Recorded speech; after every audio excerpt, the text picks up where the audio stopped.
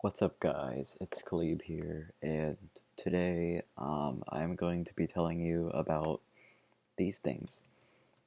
Bedrock Edition pistons, but more specifically, Bedrock Edition 1.5 I think, through 1.7, more specifically 1.7 I've been playing on. They are really weird and you can do some crazy things with them. You can duplicate them. You can break bedrock with them. And both of these setups can still be optimized and are getting optimized further. So today I'm going to tell you about them so people outside of Oxo can do it as well. And I'd like to thank most of the members of the Oxo SMP for the research behind this video. They have been the ones helping and pushing the meta of these weird pistons that Mojang decided to put in the game. And yeah, I'm quite grateful for that because it's quite useful. So I'd like to thank all of the Oxo members. And right, let's go into the video.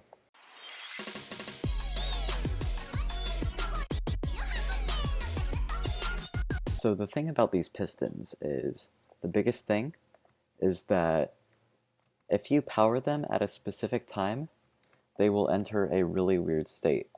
So if we watch here, you can do it while they're extending, and you can do it while they're retracting. Though retracting, I don't think I've found any use out of that so far. Maybe someone else can.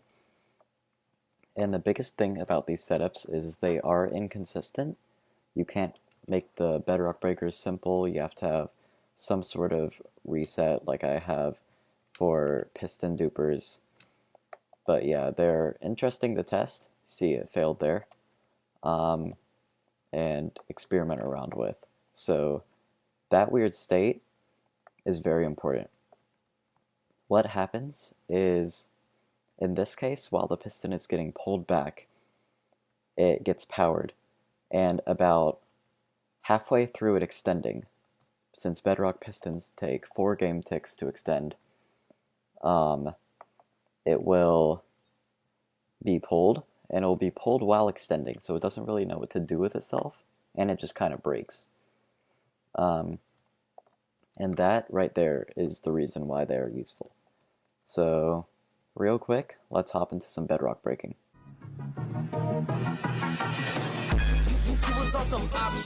So here we are back at the bedrock breaker, and the way this bedrock breaking works, this setup is actually by Scooper. It's in one of his flying machines, which I'll show in a moment. But the way this works is you are moving an extending piston. So this will be about halfway through extending when this slime bar pulls it along, as you can see here.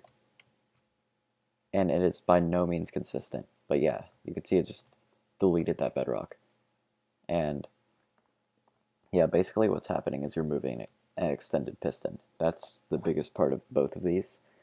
And yeah, you can make flying machine bedrock breakers. Here's one by Scooper. It will move along automatically, and it's pretty nice. But these bedrock breakers are not useful unless we discover a way to make them 3-way. Alright, so here I've got these set up by Scooper behind me, and I'm going to try to explain how this would possibly be made 3-way. So what you would need is a flying machine on the front that is pushed along this way without interfering with the machine when it's going this way and breaking the bedrock. And then it needs to push this part back, and then over, and then it will repeat. So how particularly Luke 7720 and Oxo have thought to do this so far, even though we haven't actually, is to remove the observer, making it clocking, take the redstone block out to the side, and then just try to push it from the front somehow.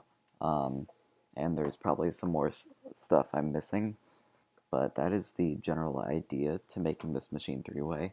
We haven't thought of a way to make it double speed, and we likely won't think of one because that's a bit of a challenge for how inconsistent the bedrock braking method is.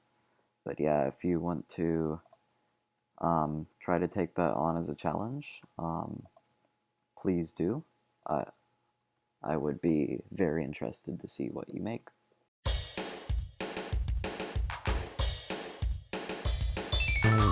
Now we are going to move on to the part of this that I have experimented with the most and that I actually have developed a lot and know a lot about, which is piston duping.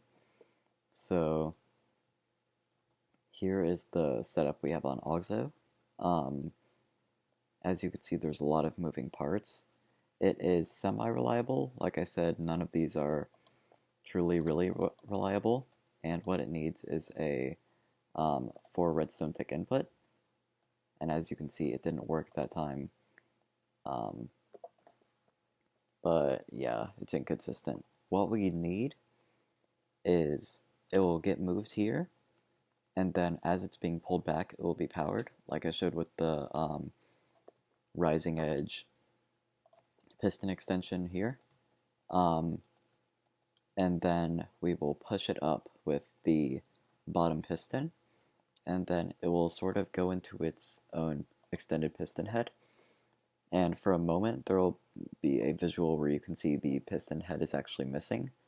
I'll try to get something like that captured on screen.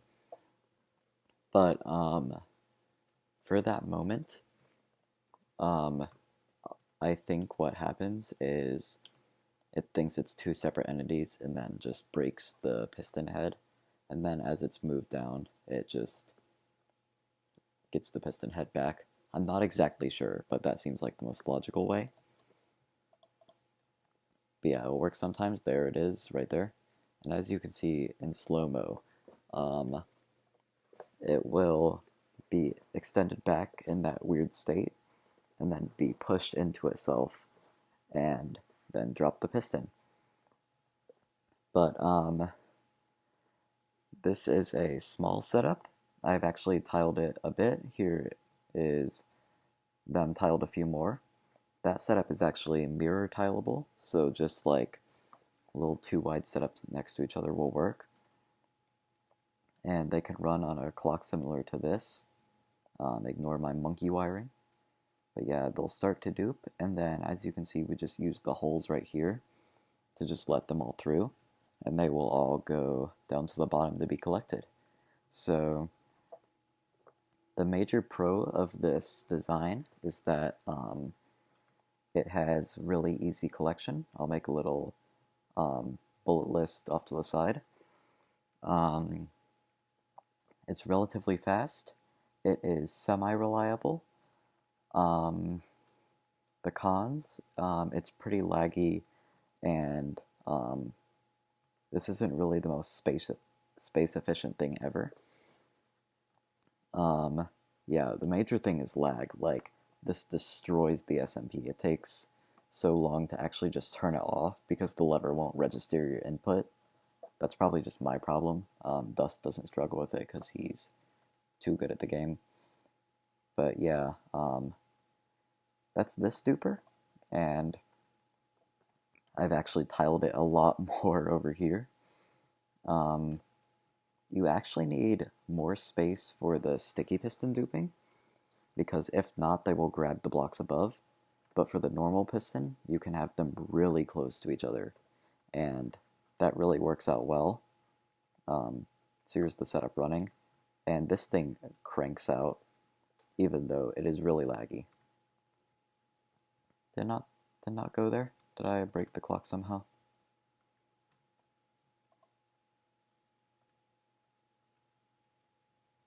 Oh, I'm actually a monkey.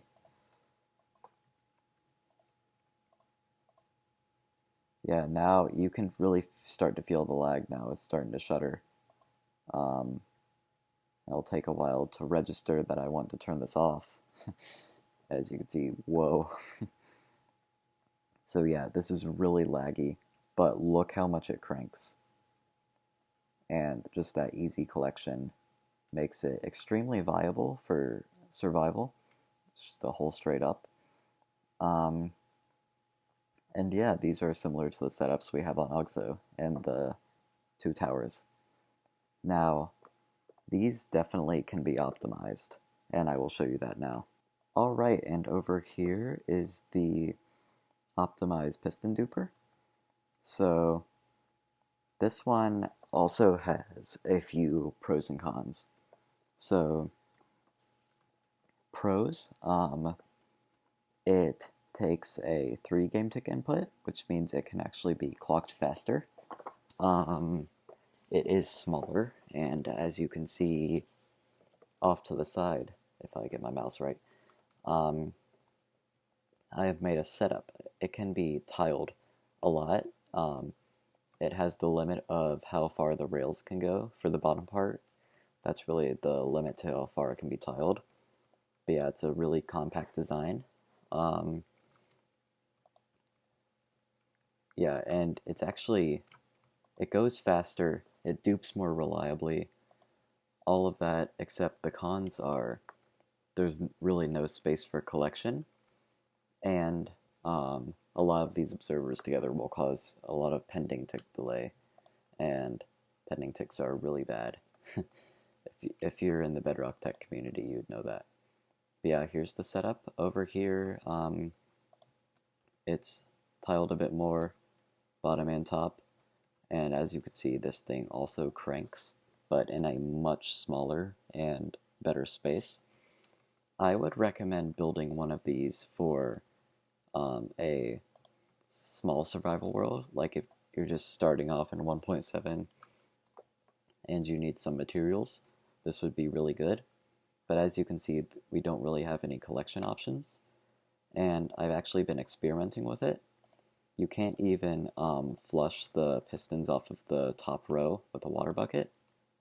As you can see, they'll just stay there, which is unfortunate. So that's a thing. Also, another con is that even if you did find a collection, you'd have to stop the clocking of the machine in order to do that, which would sort of cut down on rates, but it's still, the setup is still a lot better than these setups right here, which are total lag machines and not very space efficient. But I would like to challenge the viewer, you, yes, you. I would like to challenge you to make some better, more efficient setups, or find some collection for this. But these can definitely be optimized. With each setup I make, they get more and more reliable, they dupe more often. And that's the thing with this, the more we test it and play with it, the more it will actually become survival viable and really nice to make and have. So I'd like to challenge you guys to get 1.7 if you have a version switcher, and just play around with this, mess around with the piston duping. If you find something, ping me on OXO with your design, and then we can chat about it, and that'll be fun. Hope you guys enjoyed this sort of explanation style video. I'm usually not the best with talking. I don't write scripts for myself because I think that's kind of stupid. I just want to talk about my thoughts on YouTube. And if this video felt like a bit unstructured because of that, just know that it was. But yeah, thank you for watching, and go test this. Go do.